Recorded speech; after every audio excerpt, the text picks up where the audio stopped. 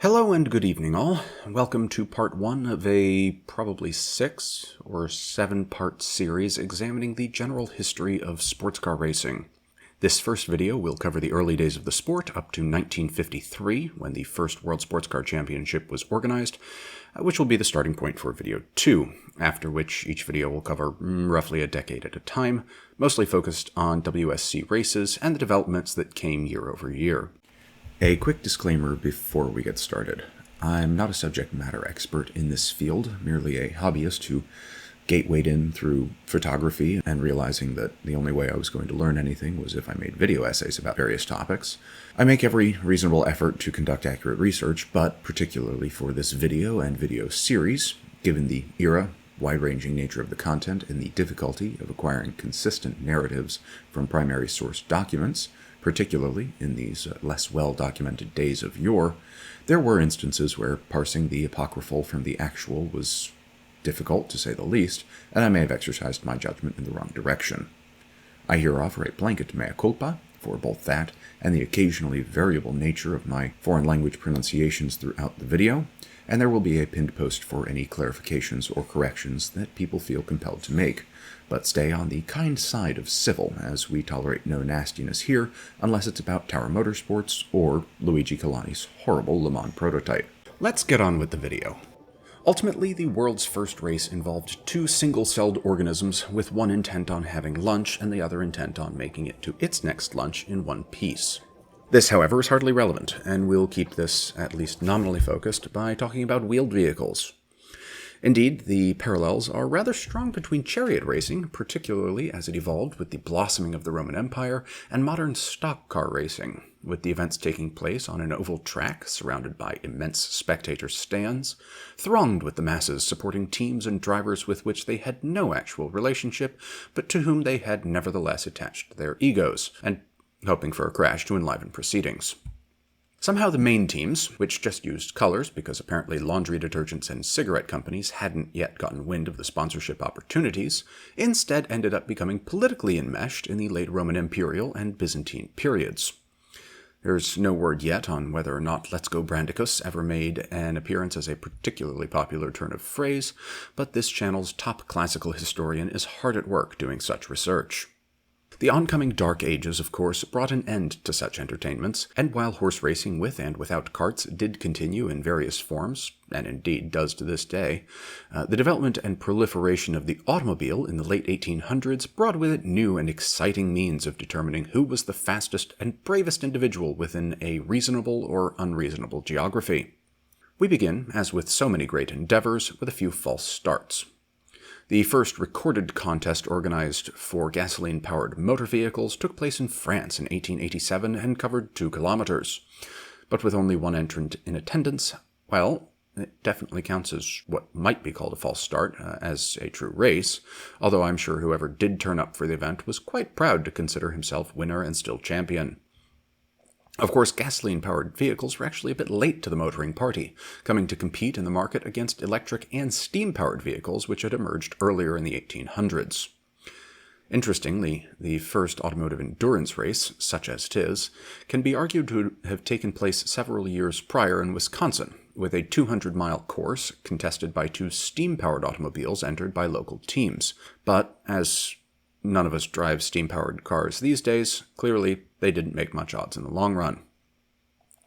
Electric cars enjoyed some success in racing on shorter courses, such as the Baker Electric Torpedo and its derivatives, which also have a video on this channel, but the challenges of battery technology were even worse than those we see today, and electric vehicles in general waned in popularity as internal combustion engines were refined and improved to be more reliable and longer ranged. Most of the early races for vehicles powered by flammable liquids were thus organized as long, city-to-city courses and proved especially popular in France.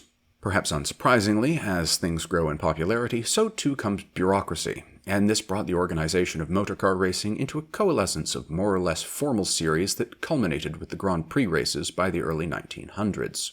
In addition to bringing some semblance of order to the sport, these Grand Prix, or Grand Prizes, created aspirational and financial targets for achievement, and attracted what might have been called, in the parlance of the day, the right sort of people. That is to say, those with the money, influence, and oodles of free time to take their expensive and generally still unreliable machines to contest grand affairs of speed that were rapidly becoming matters of national pride. This bringing of order and publicity, with international competition first in the form of the Gordon Bennett Cup, also brought notoriety, as racing speeds were increasing dramatically, and safety for both drivers and spectators consequently was, well, not. Bringing local or national bans on open road racing across increasing parts of the motoring world. France's ban was one of the first, and came about after the 1903 Paris-Madrid race, which saw between 7 and 12 fatalities, including the death of Marcel Renault, one of the three brothers who co-founded their eponymous manufacturer. Blinded by the dusty conditions, he lost control and crashed off the road, rolling thrice before coming to a stop and succumbing to his injuries hours later. Many of the injuries and deaths at this race were either caused by spectators or were spectators themselves, reportedly with little regard for their personal safety, or perhaps just with more curiosity than sense. Those who had turned out to view the race considered it a good decision to stand immediately in the path of the oncoming cars until the absolute last moment before springing out of the way.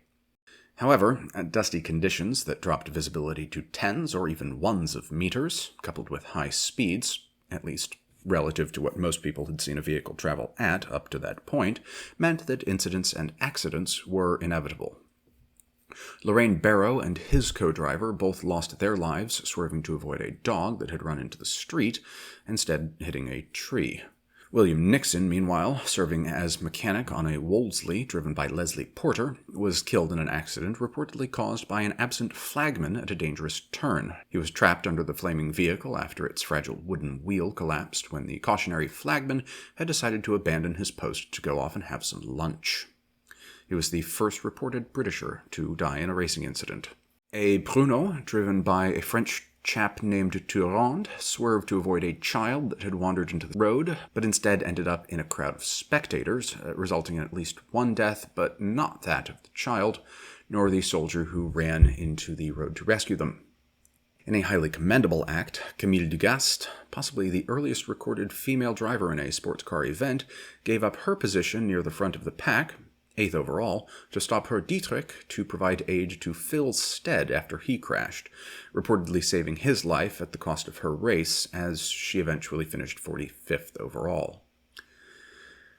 The race was unilaterally cancelled by the French government after the end of the first stage in Bordeaux, and most of the names of the more than 100 others who were killed or injured in that day have been lost. In this instance, and in those other unfortunate accidents where racers or spectators have lost their lives, I mention these names where available, not in the interests of being maudlin or bringing down the generally tongue-in-cheek tone of this channel, but rather because I think it's far too easy to allow people to become statistics rather than human beings in these sort of instances. The road to safety is, unfortunately, too often paved with the lifeblood of those who sacrificed, knowingly or otherwise, to get us to the present. Though it is happily a rather safe state of affairs in the racing world today, recognizance and remembrance of, not to mention appreciation for the loss it took to get here, is the highest tribute we can make to the dead. The 1903 Paris-Madrid race, in addition to being stopped early, was the last major road race to be held for more than 2 decades. But rather than give up racing, this naturally returned motorists to thinking seriously about the concept and logistics of competition on a dedicated circuit. Obviously, instead of playing host to chariots and horses, battle would now be done with engines, transmissions, and tires. Some of the early race circuits were converted from horse racing tracks, including the Milwaukee Mile in, you guessed it, Milwaukee, Wisconsin. This track was converted in 1903 and still hosts races to this day, which makes it the oldest operational motor racing track in the world. Larger events organized by national or regional clubs, such as the Bennett Cup, continued to have the use of the road network, but as a closed course, in the interest of being able to present a greater motoring challenge than circuits afforded at the time, while still at least nominally improving safety, with the first closed-circuit race being the Irish event for said cup in the same year as the Paris-Madrid.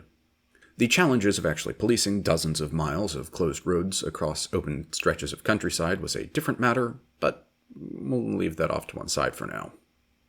The Bennett Cup also gave us the first use of national racing colors, although they were somewhat different than those that would come into use in the interwar period. For the Bennett, the French indeed received blue, and the Germans white, while the Belgians had yellow, and red, instead of going to Italy, went to the United States.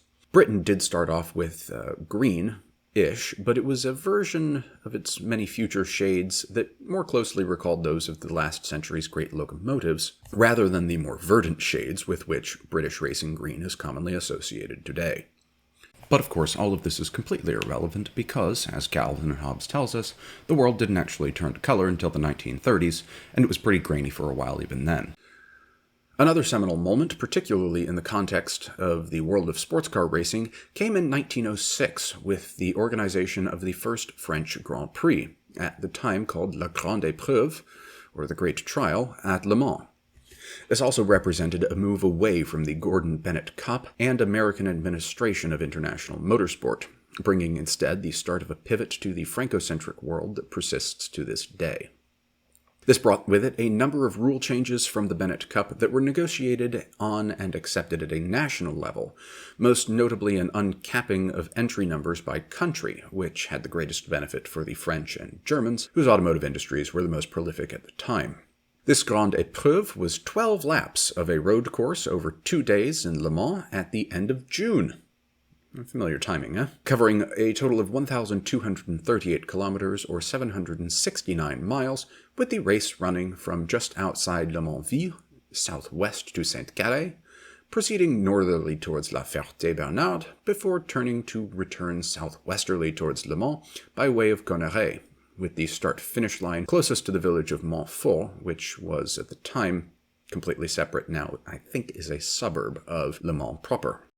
Some 65 kilometers of temporary fencing were installed at critical points to help keep spectators off the circuit, and a bypass road of wooden planks routed competitors around Saint-Calais and Vibré, in contrast to the older Bennett Cup rules, which were actually remarkably like a modern full-course yellow, requiring cars to maintain below a certain speed and refrain from any overtaking while in specified urban zones.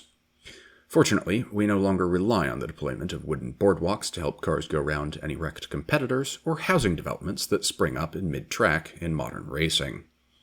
Although that would be a very amusing visual.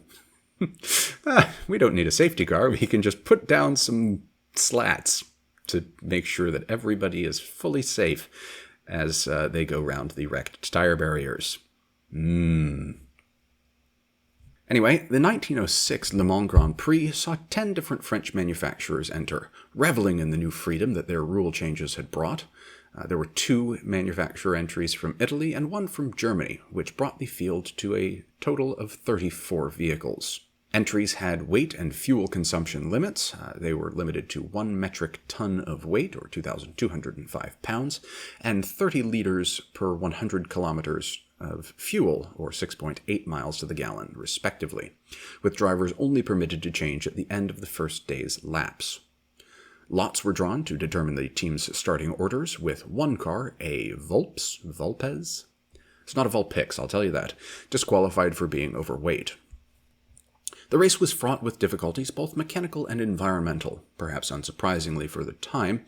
The road surfaces were tarred and melted as the summer day grew warmer, forcing several retirements as the softening substance was kicked up into the faces and eyes of the contestants, even getting underneath the omnipresent goggles of the time. This had the effect of causing inflammation and temporary blindness in some cases. Counting 1 non-starter and 1 disqualification, 18 cars were out of the race by the end of the first day. No work was permitted on the cars overnight, as Parc Fermé was taken quite literally in those days, and consisted of an illuminated field in which all the contestant cars were guarded through the dark hours by members of the ACF, which was the Automobile Club de France at the time, or something like that. And the next day it was a Renault, driven by a Hungarian Ferenc. I don't know how you pronounce that last name. It's S-Z-I-S-Z, so is about as good as I can do. That came home to victory in a purse of 45,000 francs, which converted to modern money, if one factors in that at the time the global monetary system was still pegged to various precious metals, puts the value of those francs at somewhere in the neighborhood of $890,000. Other conversion methods place it somewhere between 400 and 600,000, but any way you slice it, it's a tidy sum. It took until after the First World War for other, non-French races to co-opt the title of Grand Prix, as contemporaneous events held on to their traditional names until racing resumed in the years following the armistice. Events such as the Targa Florio, which also ran for the first time in 1906, admittedly it never called itself the Grand Prix of Italy, and we'll revisit it shortly, or the Kaiserpreis in Germany. There was then, of course, some shooting, and men in funny hats, a cunning plan, and finally a cessation to hostilities that came 4.5 years too late for far too many young men who never left the trenches. After the war to end all wars, racing resumed at a rather staggered pace, with some areas of the European countryside in particular left devastated by the fighting. France retained its lead in automotive development coming into the 20s, with Germany's economy in tatters and Britain and Italy now the general runners-up. But it was a time of rapid advancement in the fields of automotive engineering. The first Le Mans 24 Hours, of course, took place in 1923, originally billed as a race for large touring cars to stand companion against the shorter Grand Prix races that were starting to spring up across Europe again, emphasizing durability over pure speed, although there were plenty of vehicles eligible for and successful in both racing series as they slowly diverged in the 20s and 30s. Bentley dominated in those early years after overcoming WO's skepticism about the 24-hour concept with their iconic 4.5 liters, blowers, and Speed 6s, driven by a squad of raffish aristocrats and playboys led by Wolf Barnato, who took 3 straight victories at the French endurance kerfuffle, as I've decided to call it in its early years, before retiring from the sport content with his commendable achievement. The early Le Mans races also placed a greater emphasis on efficiency, vehicle reliability, and driver self-sufficiency.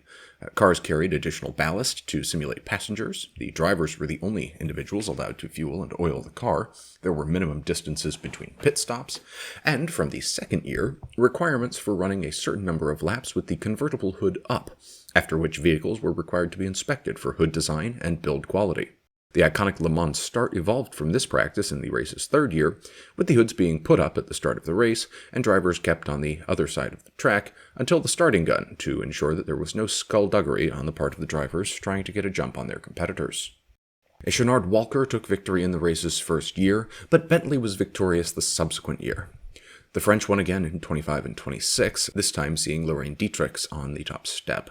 Interestingly, at the time, Lorraine Dietrich was actually owned by Isotta Fraschini, who have designs on taking their hypercar to Le Mans later this year, in some small way bringing things full circle a century later.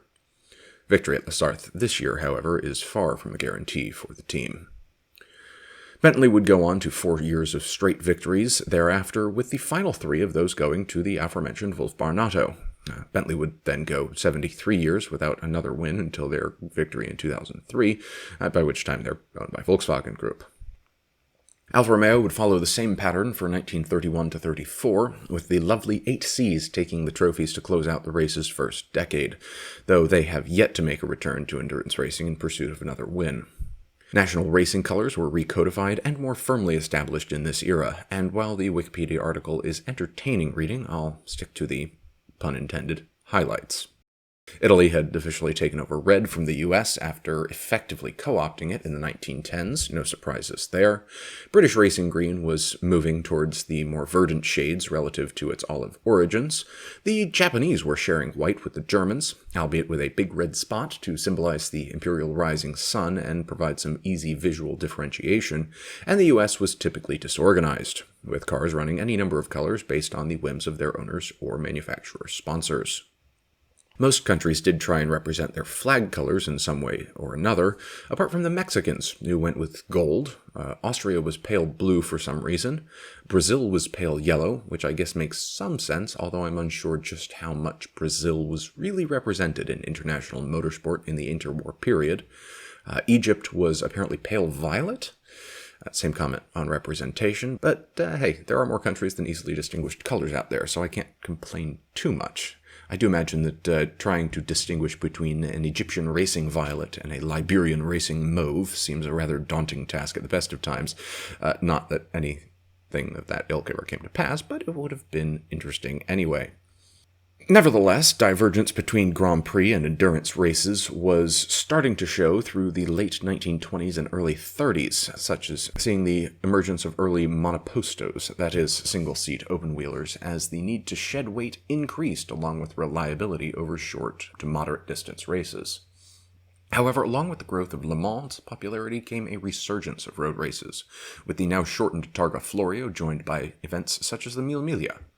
It was in this era as well that the first enduring heroes of the sport began to emerge, men such as Tazio Nuvolari, Rudolf Caracciola, Clemente Biondetti, Achille Varzi, whose achievements, while notable, pale in comparison to this stare, Wolf Barnotto, Hans Stuck the Elder, Bernd Rosemeyer, and Luigi Cinetti, whose racing victories are arguably overshadowed by his later contributions to the sport, and will be addressed later, but he nevertheless did manage 3 outright Le Mans wins and 2 Spa 24-hour wins, along with many other drivers I've omitted for what claims to pass for brevity.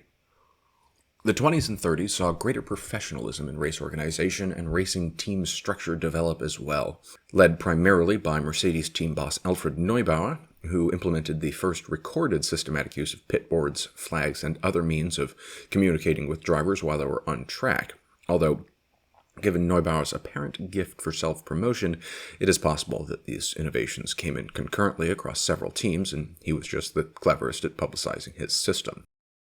We also saw the switch to grid positions being determined by qualifying time rather than by engine displacement, power, or the luck of the draw, although this was primarily in single-seaters early on. The Le Mans grid was still cut by calculated engine size, for instance.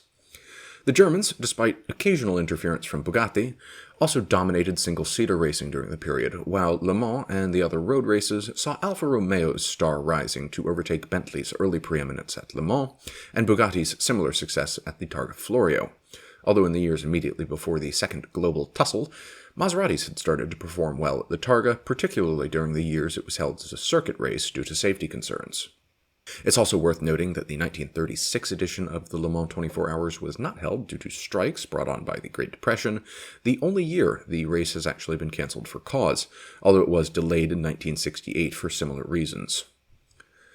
Everyone then took some time off from racing to, again, kill each other for global peace and the hegemony of their chosen socio-political philosophy, which also caused the loss of a significant number of pre-war racing automobiles as they were squirreled away in barns, warehouses, or other storage areas, and either melted down for war material or, even worse, after the war to end all wars, racing resumed at a rather staggered pace, with some areas of the European countryside in particular left devastated by the fighting, and Italy now retained its lead in automotive development coming into the back half of the 40s, with Germany's economy in tatters, and Britain and France now the general runners-up. But it was a time of generally rapid advancement in the fields of automotive engineering. Feels like I've said this before somehow. Oh well, nobody would be stupid enough to have 2 major global conflicts in as many generations.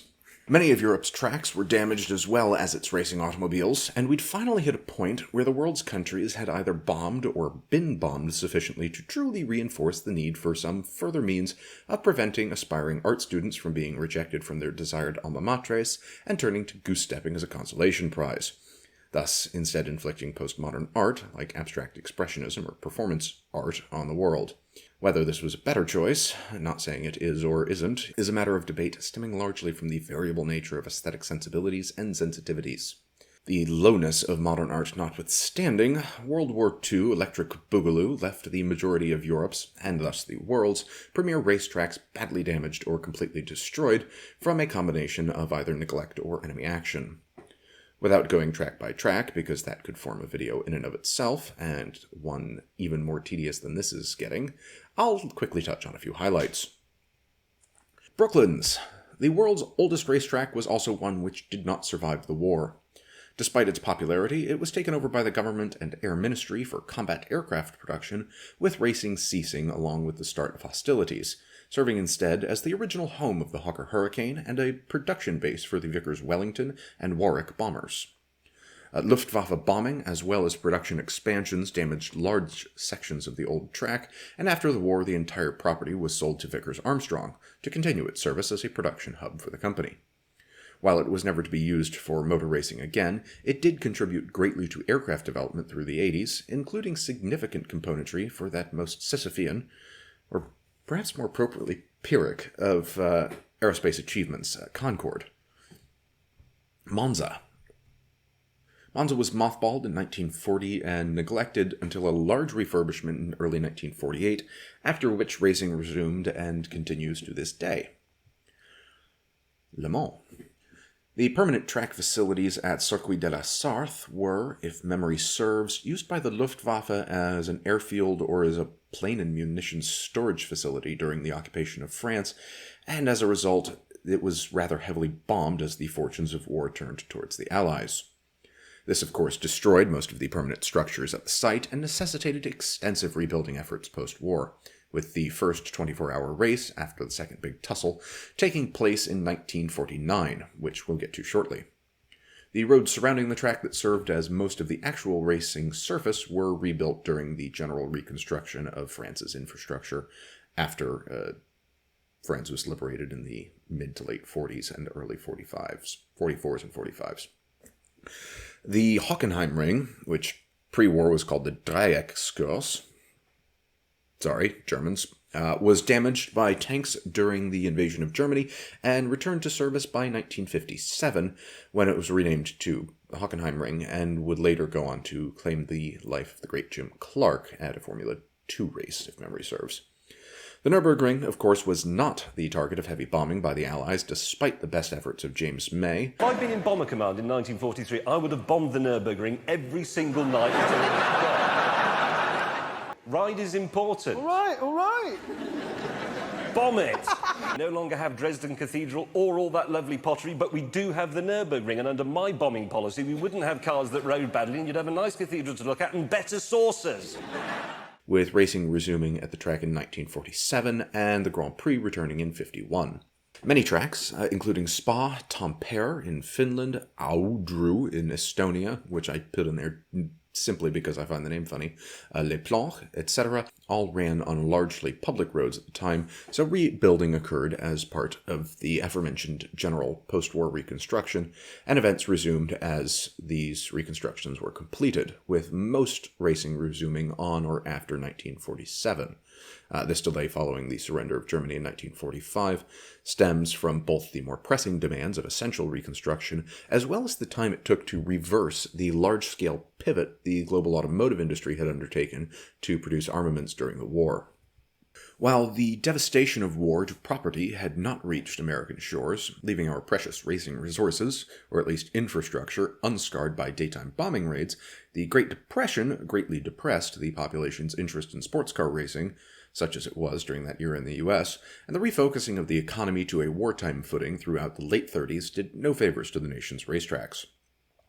Stock car racing, born out of bootlegging during Prohibition, was rapidly gaining in popularity, particularly on dirt oval tracks and on the sands of Daytona Beach, but this too is a deviation from sports car racing and so won't be pursued further. At the time, the only extant racing facility in the US that could nominally rank as world-class in the immediate post-war environment was, of course, Indianapolis, but Indy too had been neglected during the conflict, with motor racing actually banned in the US once we entered the war. We've always been a big nation for banning things without much thought of whether it's actually necessary, looking at you Prohibition, although I can see the rationale behind this one. And the speedway subsequently became quite dilapidated over the interceding 4 years. A new owner was found and racing resumed at the track in 1946 after substantial renovations. But this, of course, represents another deviation from sports cars, so let's continue. Although I will call out that the pace car for the 1946 race was driven by a certain Mr. Henry Ford II, who will figure rather largely in the third part of this video. Grand Prix racing was the first form of high-level racing to resume internationally, with the FIA established in 1947 and proclaiming Formula One as the new standard for GP racing.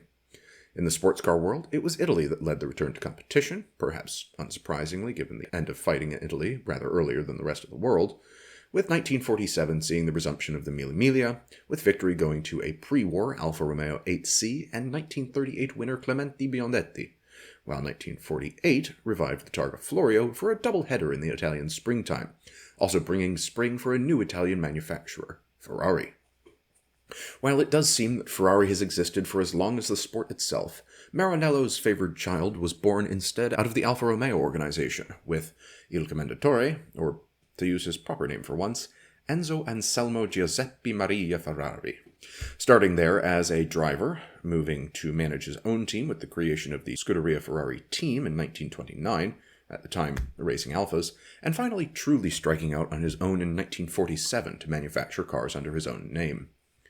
Indeed, come the Targa that year, which ran on its longest circuit to date, a 1,080-kilometer island tour route, Biondetti again took top honors with Igor Trubetskoy in a Ferrari 166S, which actually marked the car's first major victory. A coupe version of the car would win the Mille Miglia the next month, with Biondetti again behind the wheel. And springtime for Ferrari would indeed seem to burst evergreen, as 1949 saw repeat wins for the 166 in both races, again with Biondetti contiguous across the wins.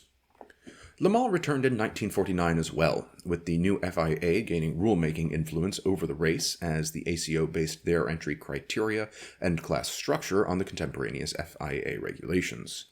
Gasoline rationing remained in place in some European countries at that time, including in the UK, with the fuels available for race competitors all provided by the ACO. Those offered being either low-quality 68-octane gasoline, regular for reference in the US is 87-octane these days, while it's 95 in the UK. Diesel was available, or there was a fuel blend of gasoline, benzene, and alcohol. Quite delicious, I'm told. Many of the pre-war rules were carried over nonetheless, including the requirement to carry tools, a spare wheel, and a fire extinguisher, and repairs outside the pits or garages being limited to the driver alone, with no external assistance or materials. Also coming from before the war were a number of the entries for the 1949 race, as automobile production had yet to really resume in earnest, and most of what was being built were small family saloon-type cars or trucks, neither of which are particularly well suited to 24-hour endurance races. 12 cars entered were veterans of the 1939 race, the last time the race had been held, and indeed most of the other entries were either pre-war chassis, engines, or both. The 1949 Le Mans was also notable for the first entry of a diesel-engine vehicle, although the power plant was ostensibly sourced from an American Army surplus GMC truck. I can't ascertain which, as they all seem to have run on gasoline power plants during the war. Anyway, Diesel's star was not yet ready to rise at Le Mans, and the Delattrez Diesel retired after 20 hours of racing with clogged fuel lines. The smaller Voiturette classes were hotly contested by the French manufacturers, with Simca taking particular advantage of the new prototype allowances that permitted the entry of non-production cars for the first time. Simca ran a bevy of experimental designs to get some proper iterative testing miles in the best tradition of moving fast and breaking things. The large classes were French-dominated as well, but a 2.6-liter Aston Martin was a promising favorite from new company owner David Brown, and 2 more DB2s were entered with 2-liter engines, along with 3 privateer entries. The 1949 race, in fact, saw the emergence of a number of names that would go on to later great association with the race. Luigi Cinetti had returned, but now wearing an American flag on his jumper rather than the Italian, and entering a car purchased from his former manager at Alfa Romeo, Enzo Ferrari.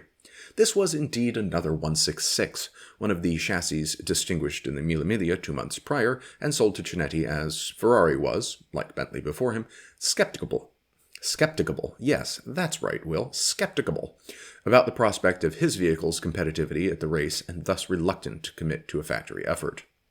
The other Ferrari was entered by Jean Lucas and Pierre-Louis Dreyfus, who had a heck of a time getting their car ready in time for the race after an accident in practice brought on by the need to avoid a child who had somehow ended up on the track during the session.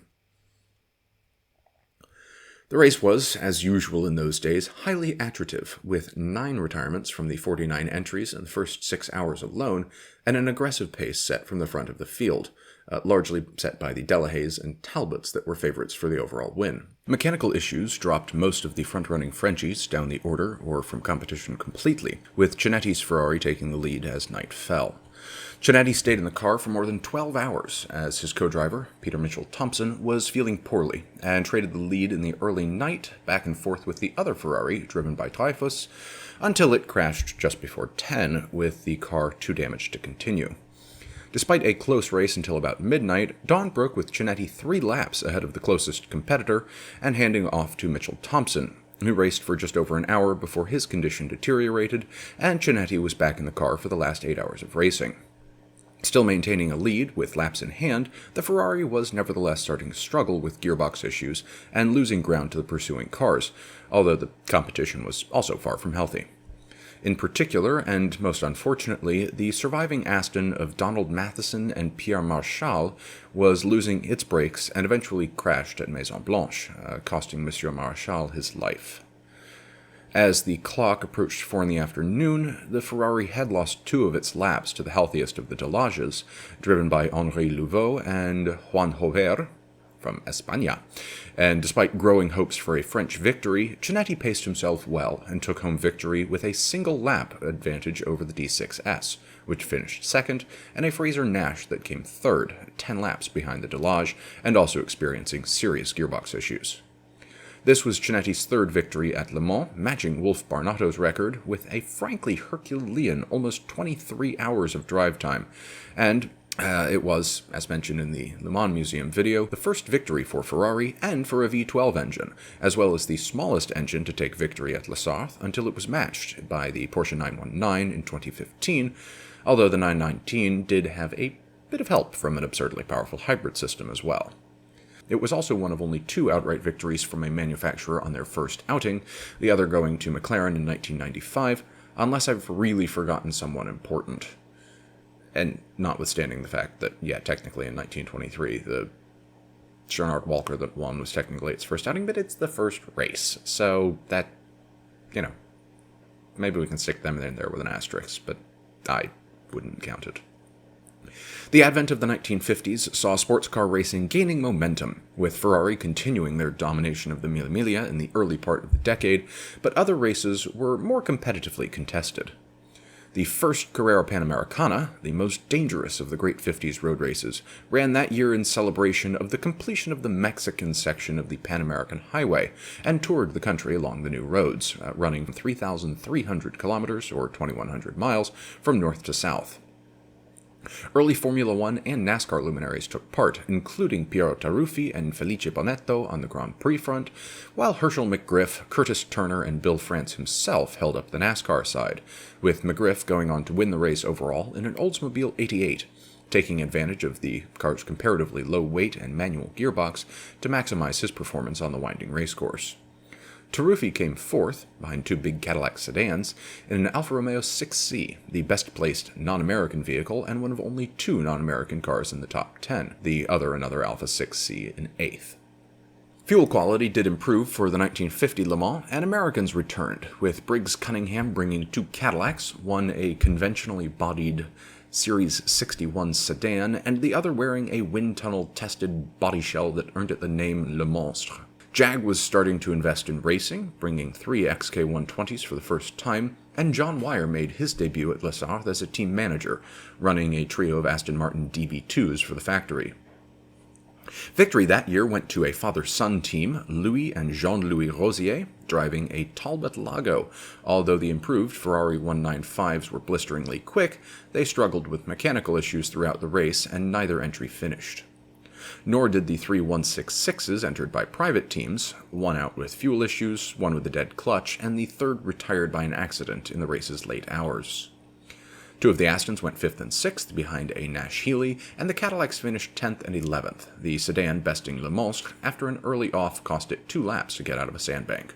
Juan Manuel Fangio's Le Mans debut didn't quite go according to plan, with his tiny Simca-powered Gordini out after only 95 laps with engine failure.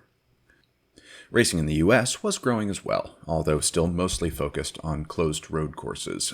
The first major road circuit to open in the post-war environment was Sebring, built out of a disused Army airfield in central Florida, and seeing its inaugural race on New Year's Eve of 1950. The Sam Collier 6-hour memorial race, so named for Sam Collier, who had driven the Cadillac sedan at Le Mans that year with his brother Miles, had passed away in an accident at the Watkins Glen Grand Prix that September while driving a Ferrari 166. The 12-hour race at the track as we know it today would take another year and a half to come along, first running in 1952 with victory to a Fraser Nash. 1951 saw the revival of the Tour de France. the automobile version, obviously, the bicycle race having been a little bit more consistently run after a 43-year hiatus. But due to the, again, rather higher-profile bicycle race of the same name, it is difficult to find any route information for that year's event. A Ferrari 212 won the competition with a larger V12 and improved chassis over the 195 and 166s that it succeeded, driven by Pierre Boncompagnie and Alfred Barraquet. The Mille Miglia 2 went to a Ferrari, a 340 America driven by Luigi Villaresi and Pasquale Cassani that bore a closed cockpit despite Enzo's reluctance to fit the body. This may have proved decisive, as the weather that year was dreadful, and it is the wholly unqualified opinion of this commentator that saving oneself from 13 hours of being rained upon while trying to focus on the road ahead would indeed be something of a competitive advantage over those who were soaked to the skin and beyond. The winning number 405 car clearly still hit something, but it's not entirely certain as to what that something was. On the other hand, the 35th Targa Florio went to a Fraser Nash on a much shorter course than ran in 48 to 50, and Ferraris driven by Taruffi and Alberto Ascari went 1-2 at the Carrera Panamericana that year, despite not technically being qualified to enter a race for touring cars.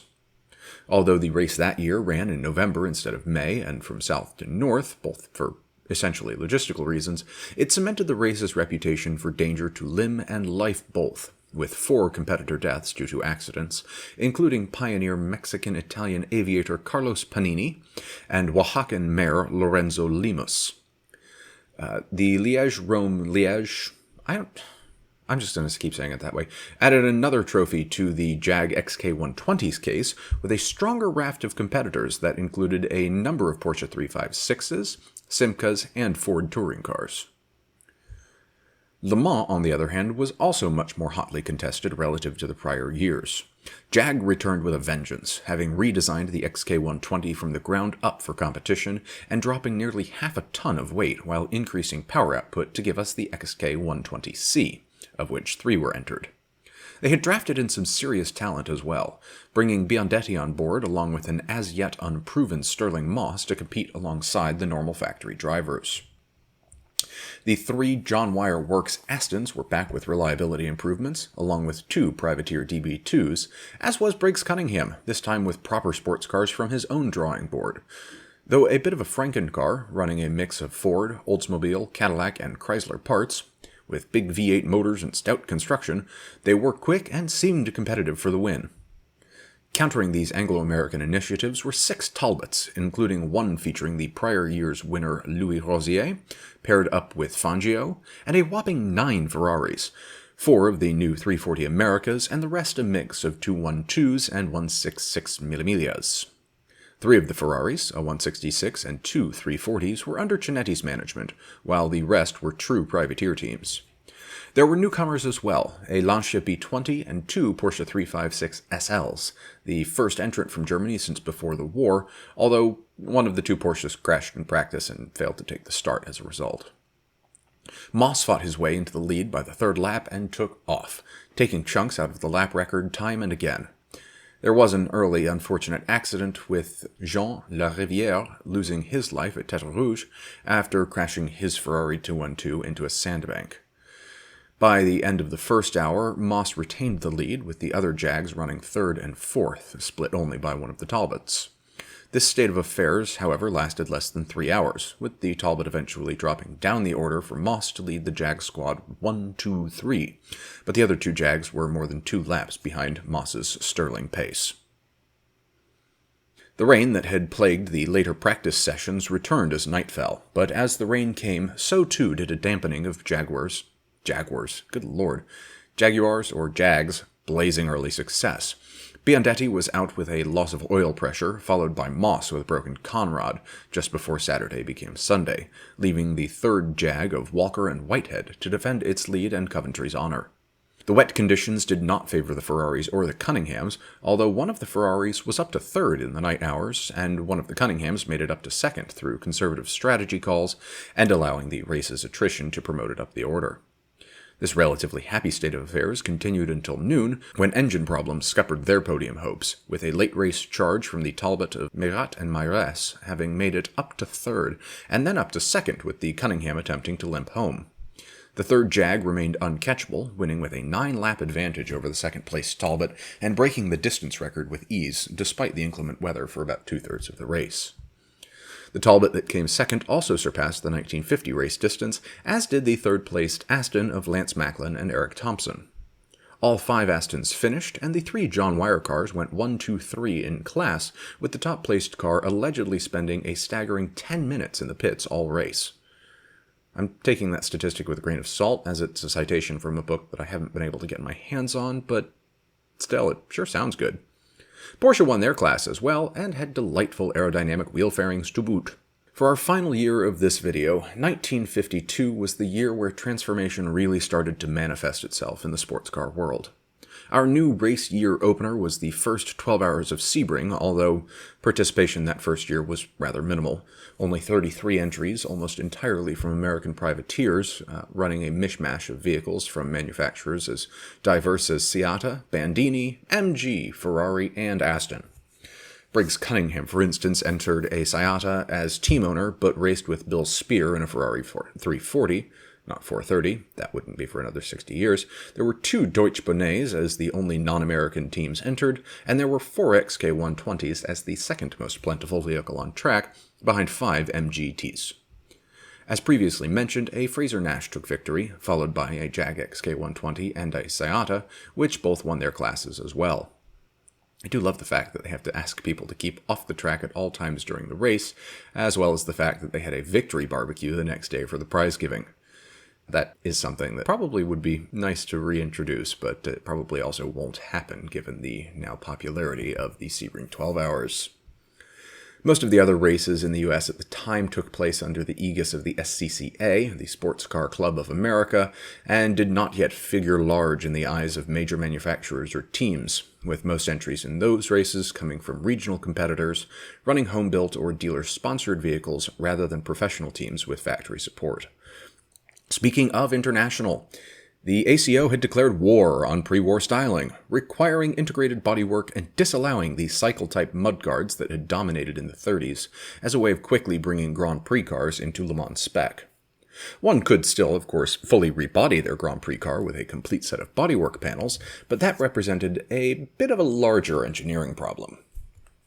Starting with the Mille Miglia, Porsche and Mercedes both returned to the race for the first time since the pre-war period, with Porsche now led by ex-BMW manager Fritz Huske von Hanstein, and Neubauer continuing his helmsmanship of the Mercedes organization, along with Rudolf Uhlenhaut as chief designer. And what a design it was. The Mercedes entries were 3 closed cockpit cars that emphasized weight savings to counterbalance a relatively underpowered 3-liter straight 6. This was realized with a complex aluminum tube frame chassis with unusually high door sills that gave the car, the 300 SL, its now iconic gull-wing doors. Porsche was running their 356s and thus not expected to contest the overall win, but an index of performance class had been added that year, similar to Le Mans, and in this they had greater prospects, with their competition coming from entries from Renault and Panhard, also drawn to the race with the addition of this efficiency class.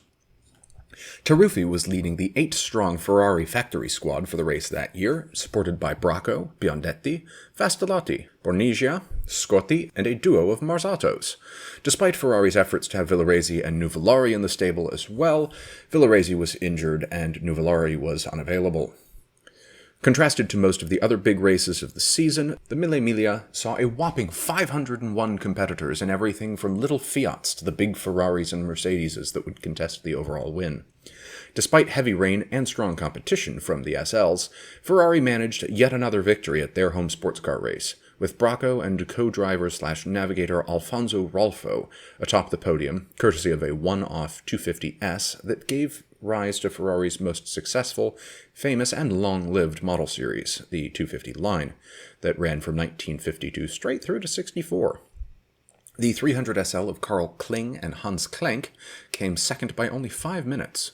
Lancia Aurelia's came third, fifth, and sixth, and Rudolf Caracciolla's Mercedes came fourth. Lancia improved on their successes in the Targa, running 1-2-3 at the end of June that year, while most other manufacturers were still recovering from Le Mans. Speaking of, that year's event saw another 60 entries accepted for the 24-hour race, with Mercedes back at the track for the first time in more than 2 decades, again with a trio of 300 SLs. Ferrari was going all in with a 2-car factory Scuderia Ferrari team for the first time, as well as further support from 3 Luigi Chinetti cars, not yet calling themselves North American Racing. Jag was debuting a trio of updated and more aerodynamic XK120Cs, this time officially called the C-Type. Aston had 3 factory entries of the new DB3, and there were 4 nominally private but heavily factory-supported Talbots, the last French manufacturer to be competing for top-class honors, with twin supercharged 4.5-liter engined T26s. 2 Lancia Aurelias were entered to bolster Italian hopes, along with the debut of cars from a rather peculiar firm, Osca, which was founded by the Maseratis after they cashed out their ownership of their eponymous firm. Cunningham was the only major name from the US on the entry list, with his new C4Rs, 2 roadsters and a coupe. It is worth noting that in contrast to Corvette's racing cars of later years, Cunningham vehicles are referred to as C-4R or 2R, while Corvettes are usually C whatever number .R, but pronounced essentially the same. The Mercedes were quick in practice, as were the Ferraris and Cunninghams, and the Cunningham Coupe held an early lead, particularly after the Ferraris started to develop clutch problems, some after only a few laps, and the Jags were all but doomed from the start. While the new bodywork on the C-Types was indeed much more aerodynamic, they had compromised airflow to the engines, and thus, unable to keep themselves cool enough to compete, all 3 would burn out before darkness cloaked the French countryside that evening. The Cunningham Coupe was out early as well, as was one of the 2 Roadsters, both with engine issues, the former after a driver change and a quick shunt into a sandbank at Tête Rouge 2 laps afterwards, while 2 Astons were out with broken diffs. The Ferraris dropped like flies in the first 8 hours of the race, while the 300 SLs stayed cool, calm, and collected, according to team orders, and waited for attrition to silently shuffle them up the order. A Gordini driven by Robert Manzon and Berra were leading for most of the twilight and evening hours until they had a brake failure that forced their retirement, with Pierre Levé's Talbot inheriting the lead, 4 laps ahead of the 2 Mercedeses. Cinetti's Ferrari was disqualified for fueling too early, leaving only 1 Maranello in the race. Heavy morning fog caused several crashes, but Levin held his commanding lead despite driving solo and despite the onset of mechanical issues. By sunrise, he was sufficiently ahead of the chasing SLs that, even with Neubauer's command to cry havoc and let slip the dogs of war, there was no chance for them to catch up to Pierre short of an accident or his mechanical issues becoming dire indeed. Unfortunately, what could have been arguably the greatest Le Mans story ever written ended with just such a whimper, or perhaps a bang. With an hour remaining, the Talbot's engine was dead, a broken conrod spelling its end. It remains unclear whether the mechanical issues that Levet had experienced for much of the race finally claimed the vehicle directly, or, if exhausted from 23 straight hours behind the wheel, as one would be, he missed a shift and sent the conrod past escape velocity by over-revving the engine well beyond its capacity to withstand. Whatever the cause, it left the 2 surviving Mercedes vehicles with a clear run to victory, and they cruised to a raft of records in the French sunshine that June day. In addition to being the first German victors outright, the 300 SL was the first coupe to take top honors, added another 10 laps to the distance record for the track, and generally made the folks in Stuttgart rather happy. The Nash Healey 4-liter came 3rd overall and 1st in the Sports 5-liter class, while Briggs Cunningham came 4th with a class victory in 8-liter sports. A mere 17 cars finished that year, which quite possibly is a record for a year without inclement weather, and it was a particularly low point for Ferrari, with a Chinetti entered 340 America the only car to make it to the end of the race, in 5th place overall. The Porsche 356 won its class again, and also went on to go 1-3-4 in the Liège-Rome-Liège rally that August, the only prevention of a podium sweep coming in the form of a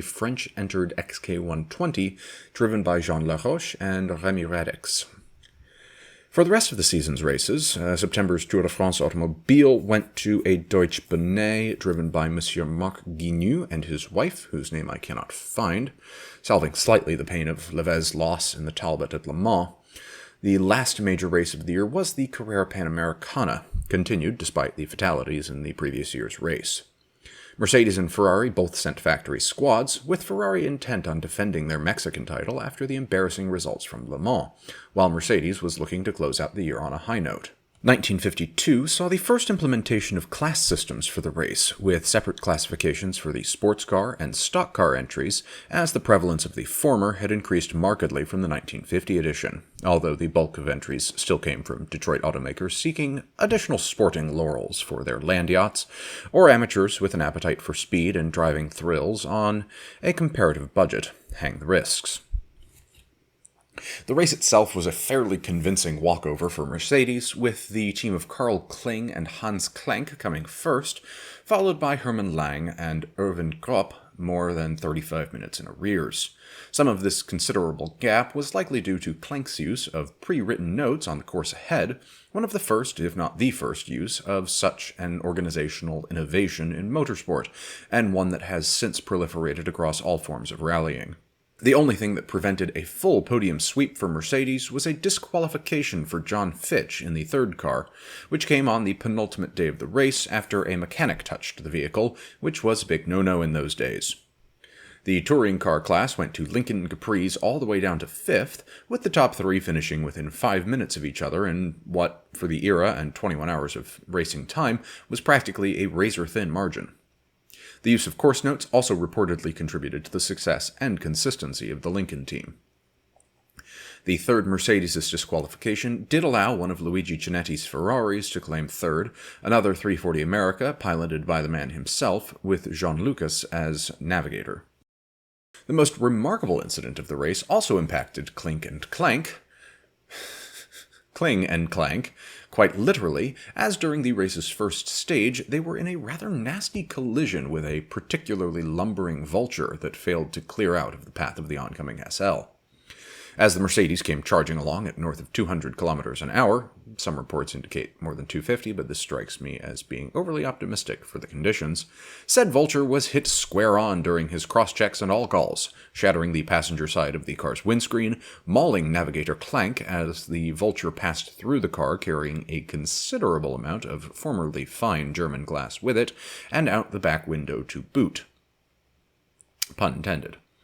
Clank, in a display of consummate professionalism and self-sacrifice, had Kling continue driving apace rather than stop for medical attention, and waited until a regular service stop half an hour later to receive treatment for his injuries. That evening, the team bolted reinforcing steel tubes to the windscreen to prevent any further avian intrusions, which reportedly remain on the car to this day, squirreled away somewhere in the vast Mercedes Museum archives. I assume that this improvement, despite being carried out by the mechanics, was permitted because it was a safety improvement rather than a reliability one.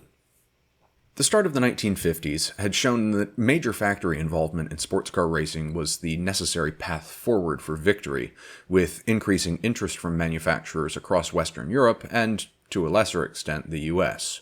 Aerodynamics had yet to come into vogue as a science proper, but the days of blocky muscularity that typified the 20s and 30s were well gone, accelerated perhaps by the plenitude of aeronautical engineers that found themselves unemployed after the war, and were thus looking for a new venue upon which to turn their talents. Though the sport was still decidedly dangerous, safety was assuming greater importance for both drivers and spectators, as was reliability, again thanks in some not insignificant ways to the various leapfrog advances in metallurgy and engine design that war inevitably brings on. In Part 2, we'll look at the remaining formative years of the World Sports Car Championship, Ferrari's heyday, and the increasing need for safety in direct relation to the increasing speed and competition level on the world's racetracks. Hope you'll join us. As always, that just leaves it for me to thank you for your time this evening, or whenever and wherever you are watching, and to wish you all a good night and a good tomorrow.